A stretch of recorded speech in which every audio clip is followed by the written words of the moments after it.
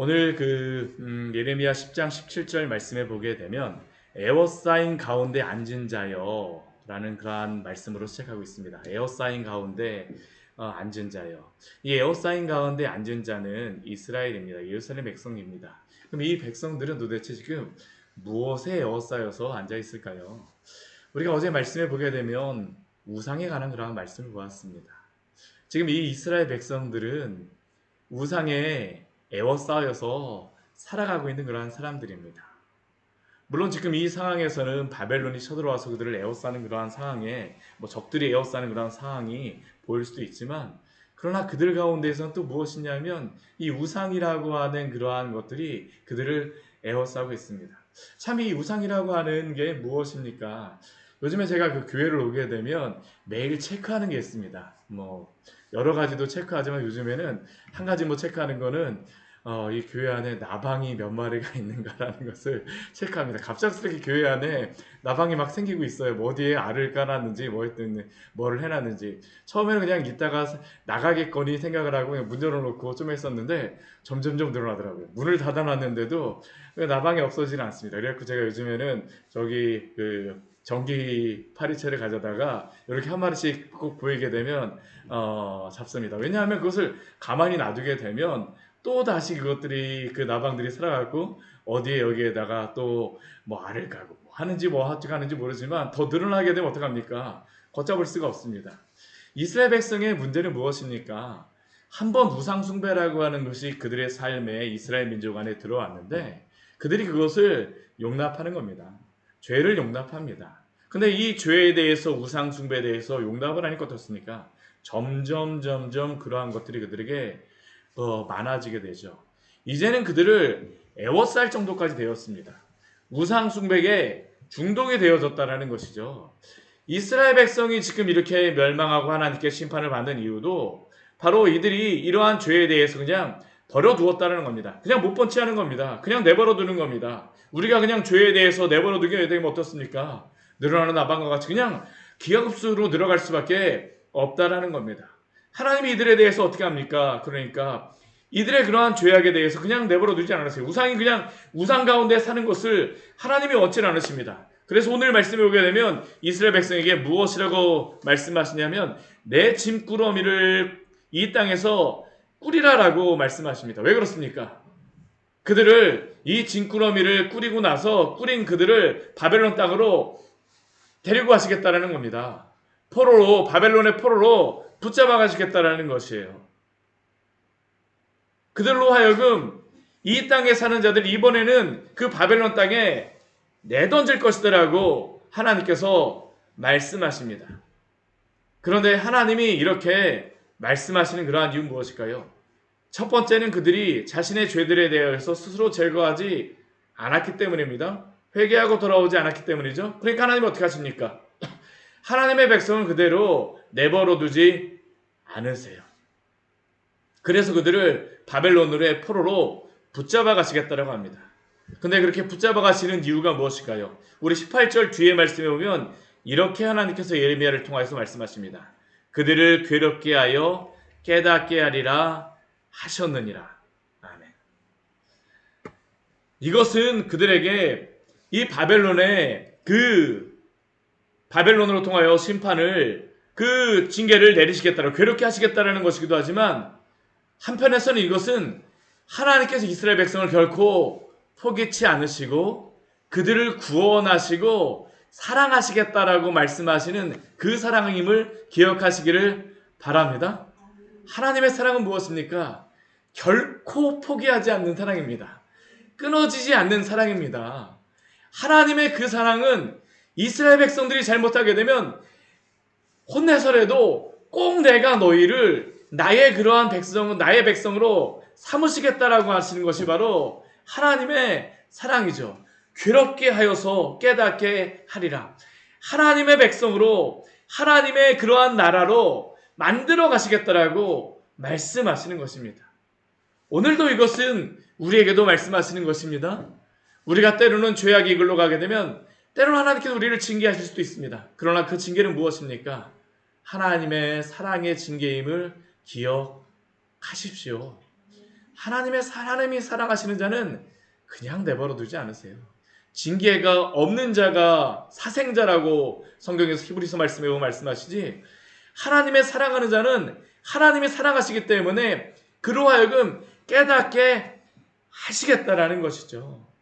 불의를 행하였던 그들로 하여금, 우상숭배를 행하였던 그들로 하여금 철저하게 그 길에서 돌이키게 하시겠다라는 겁니다. 그런데 이렇게 돌이키게 하시겠다라고 하나님이 징계하시면 어떻게 합니까? 힘듭니다. 힘들어요. 그렇게 우리가 이 죄악의 길로 결코 가면 안 됩니다. 그 길로 가지 마십시오. 우리가 주님의 뜻을 따라 살아가는 것이 가장 행복한 것입니다. 오늘 말씀 한번 보십시오. 이스라엘 백성들이 이 우상에 에워싸여서 살아가니까 어떡합니까? 바벨론으로 붙잡혀갑니다. 그곳에서 이스라엘 백성들이 무엇을 할까요? 탄식을 하게 되어집니다. 고난 가운데에 힘들 수밖에 없죠. 오늘 19절 말씀부터 이 뒤에 말씀을 보게 되면 22절까지의 말씀을 보게 되면 이스라엘 백성의 탄식이 나오겠습니다. 그들의 탄식이 무엇입니까? 슬프다, 내 상처요, 내가 중상을 당하였도다. 이는 참으로 고난이라고 이야기합니다. 참으로 고난스럽지 않겠습니까?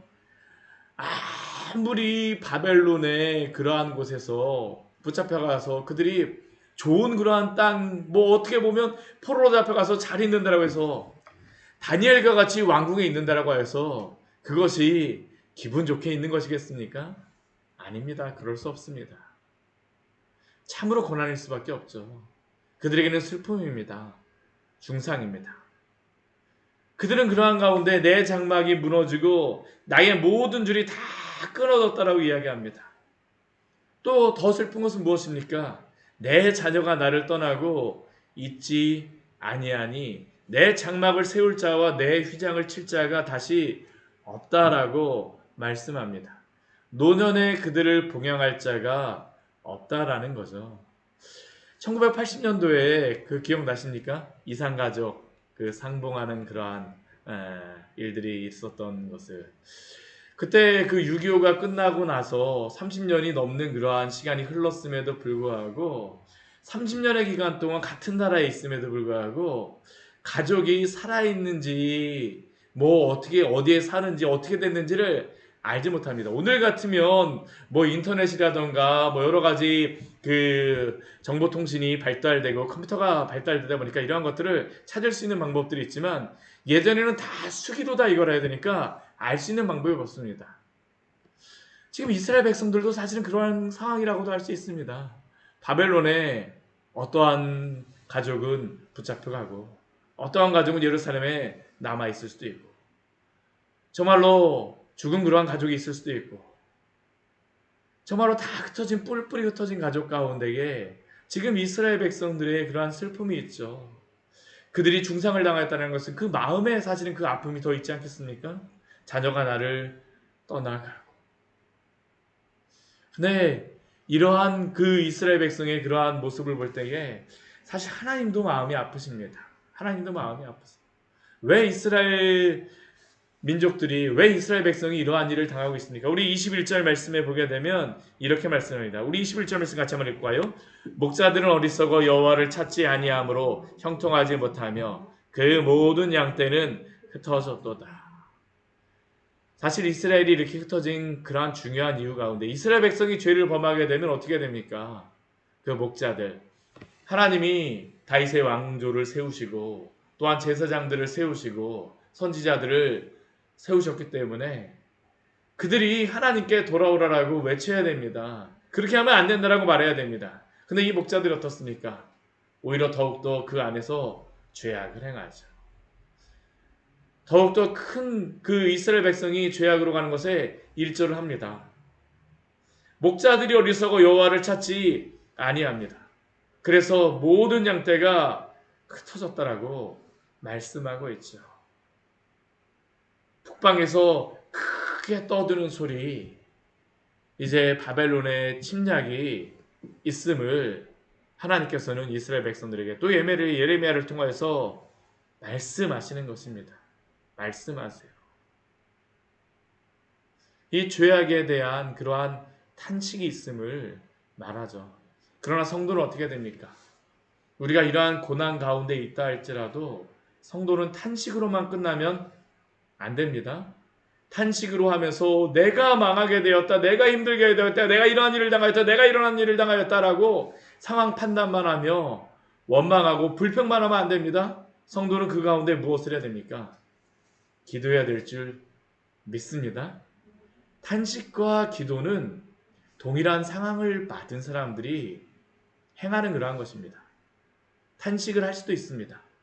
그러나 기도도 할 수 있음을 기억하시기를 바랍니다.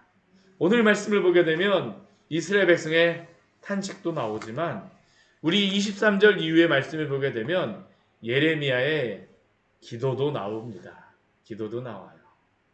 예레미야는 결코 이스라엘 백성이 이러한 죄악을 범한다고 해서 너희들이 죄를 범하였기 때문에 그러한다라고 그들에게 책망만 하고 정죄를 하지 않습니다. 우리 예레미야 선지자의 모습을 보게 되면 무엇을 하냐면 이 이스라엘 백성들과 동일한 그와 마음을 품습니다.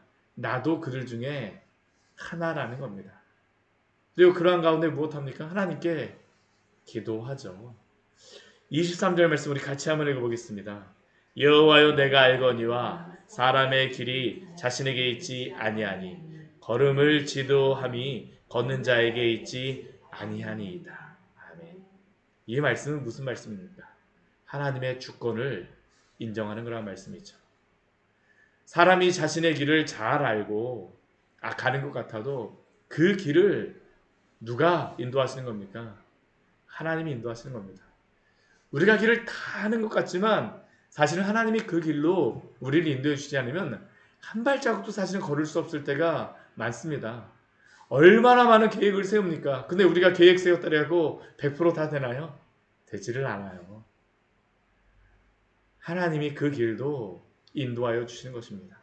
길을 안다라고 해서 갈 수 있는 것도 아니고 걸을 수 있다라고 하여서 그 길의 끝에 목적지에 당도하는 것도 아닙니다. 하나님이 성도의 삶을 인도하심을 믿으시기를 바랍니다. 여호와여 내가 알거니와 우리의 모든 삶이 당신께 있습니다. 지금 왜 예레미야가 이렇게 하나님 앞에 기도합니까?